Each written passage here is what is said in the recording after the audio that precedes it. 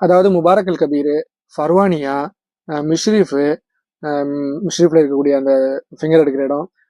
அதே மாதிரி இந்த இந்த 5 கவர்னரேட்ல இருக்கக்கூடிய இடங்கள்ல எல்லாம் அந்த இருந்துச்சு பாத்தீங்களா?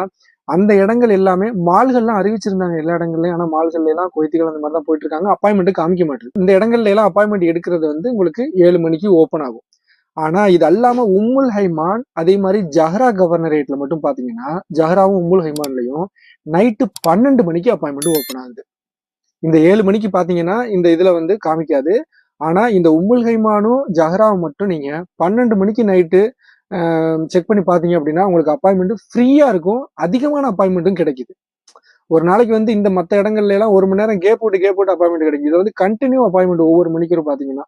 அதனால இந்த உம்முல் ஹைமான் ஜஹ்ரால வந்து நைட்டு 12 மணிக்கு நீங்க அப்பாயின்மெண்ட் வேணும் அப்படின்னா ட்ரை பண்ணி உங்களுக்கு கண்டிப்பா கிடைக்கும். நிறைய பேருக்கு நான் எடுத்து கொடுத்துருக்கேன். என்ன கொஞ்சம் தூரம் அவ்வளவுதான். வண்டி இருந்துச்சு